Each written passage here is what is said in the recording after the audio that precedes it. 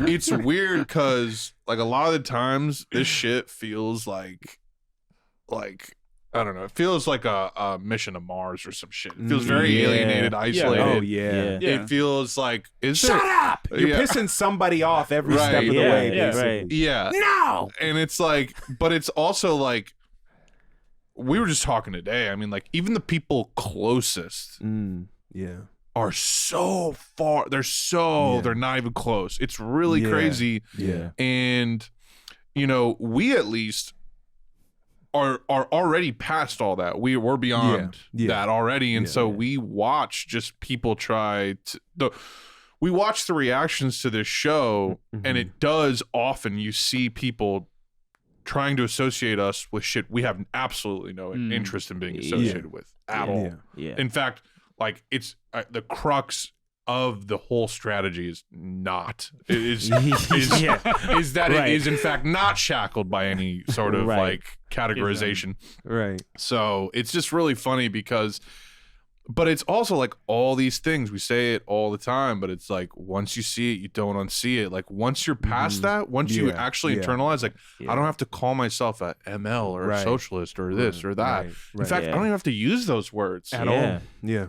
At all. Just take it's action. hard to like go back to the conversation with the person with, you know, the DPRK flag in their fucking Twitter name and like try to, you know, talk to them. Right. But on the flip side of Why that, you disrespect London, man?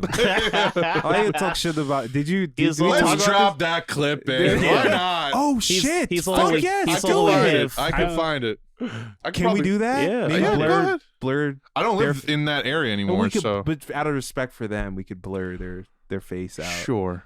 But let's give the context. Did we tell the story? A Russian guy who was like, looked chill, like he was a chiller, you know, he was drunk out of his mind, like, and I was like a block away from my apartment, and I think I made just some really blunt TikTok about Lenin or some shit, and yeah, he literally crossed the street and was like, about Lenin, man, like he like crossed the street and he was drunk and he was rushed. He's like, Lenin's the best fucking thing we have. Yeah, fuck you, filming right now. You know that. Why? Like, why you say that? He's all we have. And I had just watched a video of like a Krav Maga guy being like, if someone wants to attack you or like wants to confront you, just compliment them. And it disarms them completely. And I was just like, hey, yeah, nice tattoos, man. Where'd you get them done? It was Marxist hug your ass, right? I like your tattoos. Where'd you get them done?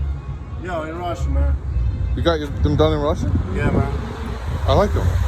Thank you. How you doing? The spider web on them. Did that hurt? Why are you talking all that shit? Like, you know, you're like a comedian, bro. Like, why are you talking all that shit, man?